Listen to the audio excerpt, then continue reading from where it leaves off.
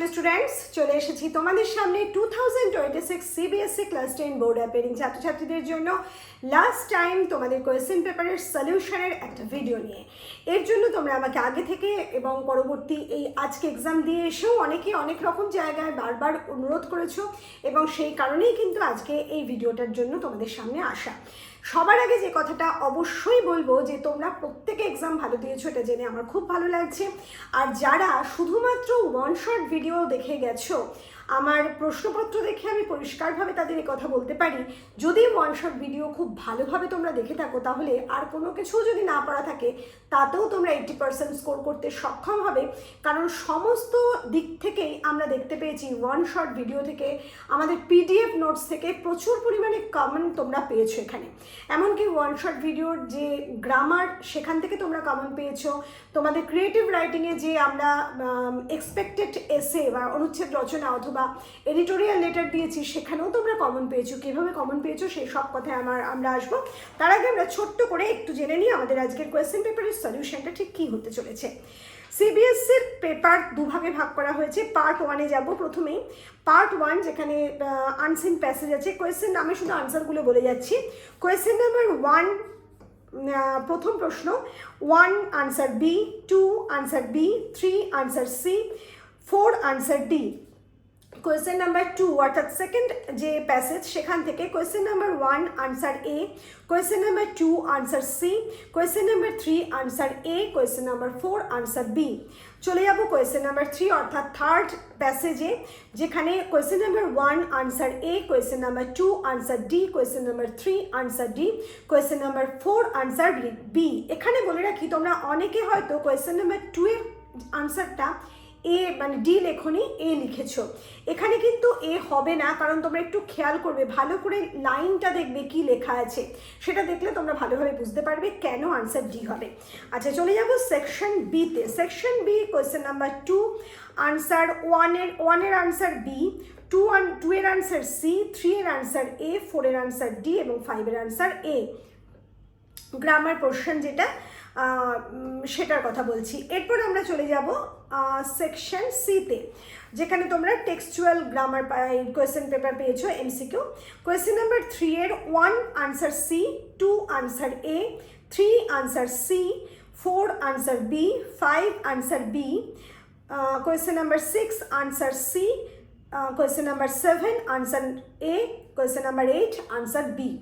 Question number 4 এর প্রথম প্রশ্ন answer A, second number B, third answer C, 4 answer C, 5 answer D এবং 6 answer D.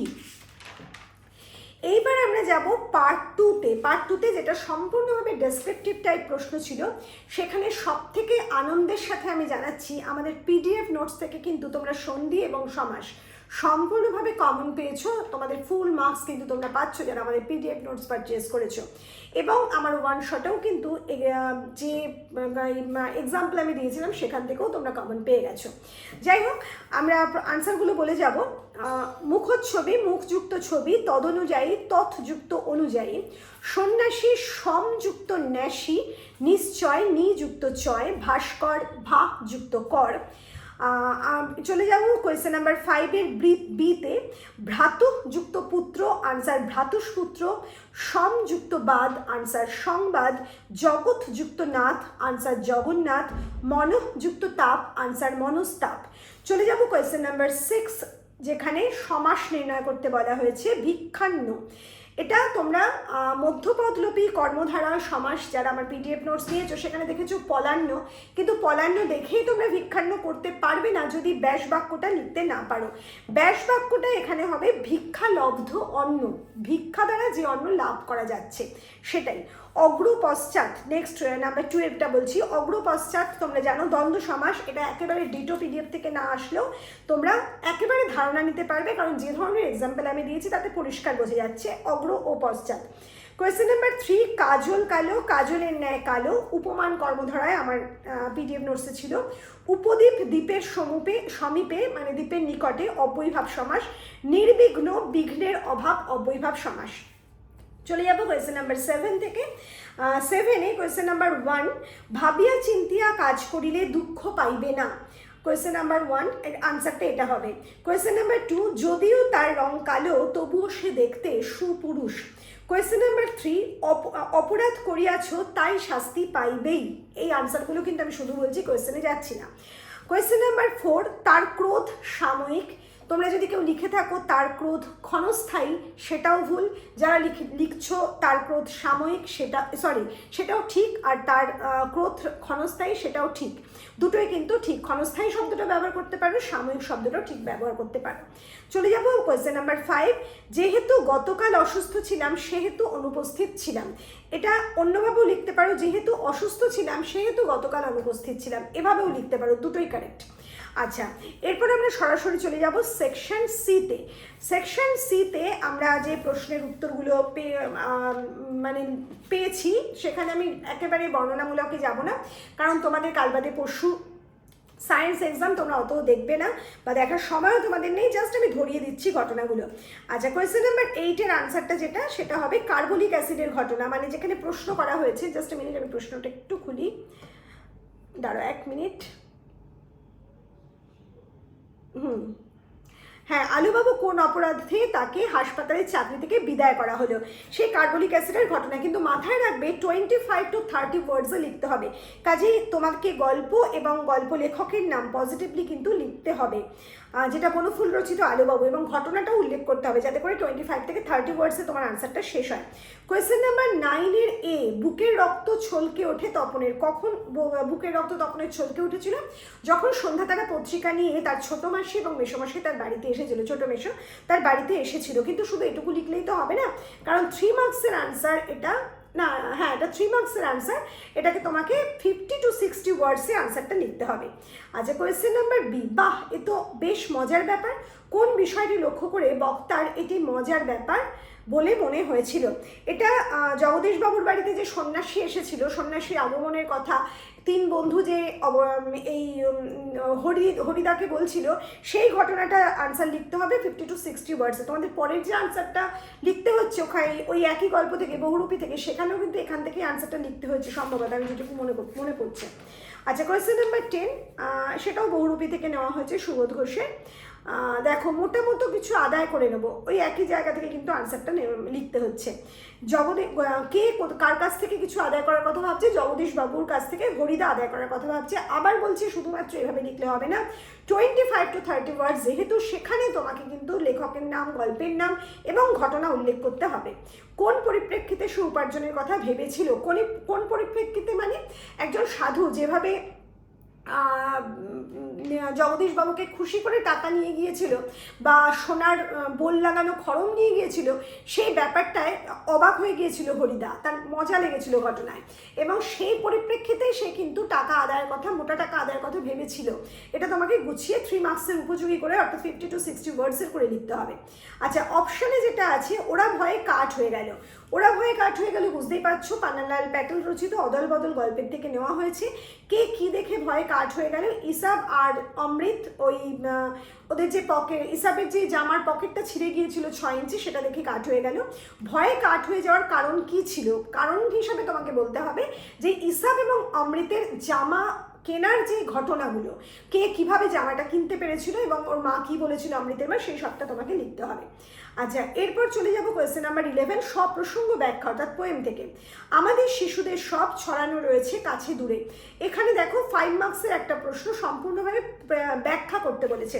তোমাদের one shot ভিডিওতে আমি বলে দিয়েছিলাম যে আয়ারও বেঁধে বেঁধে থাকি, এখানে এই লাইন থেকে, মানে এই ধরনের লাইন থেকে ব্যাখ্যা লিখতে গেলে ফার্স্ট, মানে কবিতার ফার্স্ট স্ট্যান্ডার ফার্স্ট লাইন থেকে ছড়ানো রয়েছে কাছে দূরে, আবার আমাদের ইতিহাস নেই, সেখান থেকে আমরা ফিরেছি ঘরে ঘরে ঘরে নাকি একটা লাইন ছিল না, সেরকম সেই লাইনটা পর্যন্ত, মানে পুরো অংশটার একটা ব্যাখ্যা কিন্তু তোমাকে দিতে হবে 5 মার্কসের জন্য, কারণ 120 থেকে 130 ওয়ার্ডসের মধ্যে তোমাকে আনসারটা কমপ্লিট করতে হবে। এরপরে যে প্রশ্নটা এসেছে কোয়েশ্চেন নাম্বার বি, সহজ করে বাঁচা কি আর খাঁচাতে সম্ভব? মনে করে দেখো, এই লাইনগুলো থেকে যে ব্যাখ্যামূলক প্রশ্ন আসতে পারে, সেটা কিন্তু আমি ওয়ান শট ভিডিওতে তোমাদের বারবার করে বলেছিলাম। কাজে এখান থেকে প্রশ্ন আসছে, সেটা তোমরা দেখতেই পাচ্ছ। এমনকি যারা পিডিএফ নোটস পারচেস করেছো, তারাও কিন্তু এই ধরনের প্রশ্নের সমস্ত আনসার আমার পিডিএফ নোটসে পেয়েছো। কাজে তোমাদের কিন্তু প্রত্যেকটা কমন লেগেছে এবং তোমরা ভালোভাবে আনসার লিখে আসতে পেরেছো। যাই হোক, সহজ করে বাঁচা কি আর খাঁচাতে সম্ভব, এর ব্যাখ্যাও তোমরা বলতে গেলে ওই কবিতার সম্পূর্ণ কবিতারই ব্যাখ্যা ধরতে গেলে ওই তোমার শহর আর গ্রামের যে পার্থক্যটা কবি দেখিয়েছেন সেই পার্থক্যটা বলতে হবে। অপশানে যে প্রশ্নটা আছে, জীবনের জন্য একসঙ্গে একাকারে ভরে নিই, সুভাষ মুখোপাধ্যায় রচিত একাকারে কবিতা থেকে নেওয়া হয়েছে। একসঙ্গে একাকারে কি ভরে নিই, এবং কোয়েশ্চেন নাম্বার বি আছে একাকারে ভরে নেওয়ার তাৎপর্য বিশ্লেষণ করো। এটা একটু মজার, তোমাকে প্রথম যে প্রশ্নটা দেওয়া হয়েছে একসঙ্গে একাকারে কি ভরে নিই, এটা সম্পূর্ণ কবিতার গদ্যরূপ লিখে আসলেই তুমি মার্কস পাচ্ছ, 2 মার্কস। এরপরে যে প্রশ্নটা একাকারে ভরে নেওয়ার তাৎপর্য বিশ্লেষণ করো, ওখানে তোমাকে ভেতরকার অর্থটা অর্থাৎ গূঢ়ার্থ বা তাৎপর্য বা ব্যাখ্যা সেটা লিখতে হচ্ছে ওই অংশে। যাই হোক, চলে যাবো কোয়েশ্চেন নাম্বার 13। ও ছেলে মানুষ উহাকে মাপ করো। কে কাকে এই কথা বলেছে বুঝতে পারছো, দান প্রতিদান থেকে নেওয়া হয়েছে গল্পগুচ্ছে। কে কাকে এই কথা বলেছে, এটা শশীভূষণের যে স্ত্রী ব্রজসুন্দরী সে বলেছে। ওই শশীভূষণের যে ভাই ছিল তার নামটা কি ছিল, দাঁড়া 1 মিনিট, রাধা মুকুন্দকে। উহাকে কাকে উদ্দেশ্য করে বলা হয়েছে, রাধা মুকুন্দের স্ত্রী রাসমণিকে উদ্দেশ্য করে। তাকে মাপ করার কারণ হিসেবে বক্তা কি বলেছেন, তোমাদের মনে আছে হয়তো গল্পটা যখন পড়েছিলে, যে যখন যখন রাধা মুকুন্দের উপার্জনের সংসারটা চলছে, সেই সময় কিন্তু শশীভূষণের স্ত্রী ব্রজসুন্দরী অত্যন্ত ভালো সম্পর্ক তৈরি করেছিল রাধা মুকুন্দের সাথে, নিজের এই স্বার্থে বোঝাই যাচ্ছে। আর রাধা মুকুন্দকে তখন সে বলেছিল, যখন সে তাদের স্বামী স্ত্রীর মধ্যে একটা ভুল বোঝাবুঝি হয়, তার স্ত্রী বাপের বাড়ি চলে যাচ্ছে, সেই সময় সে বোঝাতে আসে, মানে সে রাধা মুকুন্দ তাড়িয়ে দিচ্ছে বলতে গেলে, তার মুখ আর দেখবে না, সেই সময় সেই ব্রজসুন্দরী তাকে বোঝাতে এসছে কিভাবে, যে সে বলছে যে তোমার সাথে আমার কতদিনের সম্পর্ক, সেই সম্পর্কের মর্যাদা ও কি বুঝবে, ও তো সেদিনের মেয়ে, আর আমি কবে তোমাদের বাড়িতে এসেছি, মানে তার সাথে একটা অন্তরঙ্গ সম্পর্ক, দেওর বৌদির মধ্যে যে সুসম্পর্ক সেটা যেন খুব সুন্দরভাবে বজায় ছিল, এটাই সে বোঝাতে চেয়েছে। এটাই তোমাকে লিখে আসতে হবে, কিন্তু তোমাদের 3 মার্কসের প্রশ্ন, কাজে 50 to 60 ওয়ার্ডসে আনসারটা হবে। চলে যাবো কোয়েশ্চেন নাম্বার 14। এই নিতান্ত নিঃসঙ্গ প্রবাসে ঘন বর্ষায় রোগ কাতর শরীরে একটুখানি সেবা পাইতে ইচ্ছে করে। কে কোথায় রোগাক্রান্ত হয়েছিল, আবার বলছি গল্প এবং লেখকের নাম প্রতিবার উল্লেখ করতে হবে। কে কোথায় রোগাক্রান্ত হয়েছিল, পোস্টমাস্টার সেই প্রত্যন্ত গ্রামে যে কর্মসংস্থানে গেছিল সেখানে গিয়ে। কে কিভাবে তার সেবা করেছিল, রতন কিভাবে তার সেবা করেছিল, সম্পূর্ণ বর্ণনা, আমি বর্ণনা যাচ্ছি না। আচ্ছা, অপশন হিসেবে আছে তখন বুঝতে পারিলাম সেও যে আমিও সে, খুব মানে ইম্পর্টেন্ট লাইন। এই সব ক্ষেত্রেও কিন্তু তোমরা PDF নোটস থেকে কমেন্ট পেয়েছো। সে এবং আমি বলতে কাকে বোঝানো হয়েছে, সে বলতে কাবুলিওয়ালা ওটা রহমতকে, আর আমি বলতে গল্পকথককে বোঝানো হয়েছে। সেও আমির এই মধ্যে এই অভেদ কল্পনার পিছনে বক্তার কোন মনোভাব প্রকাশ পেয়েছে, বক্তা গল্পকথকের পিতৃত্বের প্রকাশ পেয়েছে, পিতৃসত্তার প্রকাশ পেয়েছে। সে বুঝতে পেরেছে যে জাতি ধর্ম বর্ণ নির্বিশেষে পিতার কোনো পার্থক্য হয় না, প্রত্যেক পিতার মধ্যেই তার সন্তানের জন্য সমান ভালোবাসা জেগে থাকে, এটা সে উপলব্ধি করেছিল রহমতের দ্বারা। এই চারিত্রিক বৈশিষ্ট্যটাই লিখতে হবে, কিন্তু 3 মার্কসের উপযোগী করেই কিন্তু তোমাকে আনসারটা লিখতে হবে। তাহলে গল্পগুচ্ছ থেকেও তো প্রশ্ন অত্যন্ত ভালো এসেছে। এবার চলে যাব আমাদের একেবারে সেকশন ডি, যেখানে ক্রিয়েটিভ রাইটিং। এক্ষেত্রে বলি, ক্রিয়েটিভ রাইটিংয়ের যে PDF নোটস আমি তোমাদের দিয়েছিলাম, বা তোমাদের 1 শট ভিডিওতে যেখানে আলোচনা করেছিলাম, মানে একটা কোনগুলো ইম্পর্টেন্ট, সেখানে আমি তোমাদের বলেছিলাম যে দূষণ এবং ছাত্রদের কর্তব্য, মানে আমাদের তারপর সেই দূষণের বিরুদ্ধে কর্তব্য কি আছে ছাত্রছাত্রীদের, সেই একটা প্রশ্ন বা টপিক আমি তোমাদের জন্য দিয়েছিলাম, এবং সেখানে বায়ু দূষণও আমি লিখেছিলাম। এবার তোমরা ক্লাস 10-এর ছাত্রছাত্রীরা বায়ু দূষণ সম্পর্কে আরও অনেক কিছু জানো, কাজে এটা লিখে আসতে কিন্তু কোথাও সমস্যা হবে না। আর সবথেকে বড় কথা, আমাদের কর্তব্য, যেটা তোমরা PDF নোটসে সম্পূর্ণ পেয়ে গেছো, আর 1 শট ভিডিওতেও কিন্তু আমি বলে দিয়েছিলাম, বারবার করে বলে দিয়েছিলাম, বায়ু দূষণ, জল দূষণ, শব্দ দূষণ, প্রত্যেকটা দূষণকে আলাদাভাবে দেখে যেতে, কাজে এটাও কিন্তু তোমরা কমন পেয়েছো। এবং 16 নম্বরে যে এডিটোরিয়াল লেটার বা সম্পাদকীয় পত্র, সেখানে তো ডিটো একেবারে কমন পেয়ে গেছো। প্রতিদিনই জঙ্গলের গাছ কেটে সেই জায়গায় হোটেল তৈরি হচ্ছে, আমি শুধুমাত্র দিয়েছিলাম বহুতল তৈরি হচ্ছে, এই হচ্ছে পার্থক্য। এই ভয়ানক সমস্যা থেকে মানে সমস্যার পরিণতির কথা জানিয়ে সংবাদপত্র সম্পাদকের কাছে একটা পত্র, এটাও কিন্তু সেই একই ব্যাপার, তোমরা কমন পেয়েছো। তারপরে যে প্রশ্নটা আছে এডিটোরিয়াল লেটারের ওপর, সেটা সরকারি হাসপাতালে পরিষ্কার পরিচ্ছন্নতা এছাড়া জনসুবিধাগত প্রয়োজনীয় উপকরণের অভাবের কথা জানিয়ে একজন সচেতন নাগরিক হিসাবে সংবাদপত্র সম্পাদককে একটি চিঠি লেখো। এটা আমি দিইনি, এবং তোমরা যদি লিখে থাকো, ভালো লিখলে নিশ্চয়ই মার্কস পাবে, সেই ব্যাপারে কোনো সন্দেহ নেই। আর তোমাদের যে প্যারাগ্রাফ রাইটিং, সেখানে খাদ্যের ভেজালটা নিয়ে তোমাদের সমস্যা হলেও হতে পারে, কিন্তু তোমাদের বর্ষার আনন্দ একেবারে কমন এসছে। যারা একেবারে আমার কোনো রকমভাবেই ওয়ান শট ফলো করোনি বা পিডিএফ নোটস নাওনি, তারা নিশ্চয়ই লিখে আসতে পেরেছো বলেই আমার ধারণা। তাহলে চলো, তোমাদের প্রত্যেকের যে এক্সাম খুব ভালো হয়েছে তার জন্য রইল আমার অনেক অনেক শুভেচ্ছা। আর তোমাদের এই এক্সামের যে ফলাফল ভালো হওয়ার যে তোমাদের উচ্ছ্বাস, সেটা আমার সমস্ত সোশ্যাল মিডিয়া আমি দেখতে পাচ্ছি। তাই তোমাদের সকলের জন্য আমার অনেক অনেক অভিনন্দন। ভবিষ্যতের পথ অনেক অনেক উজ্জ্বল হোক। খুব ভালো থেকো।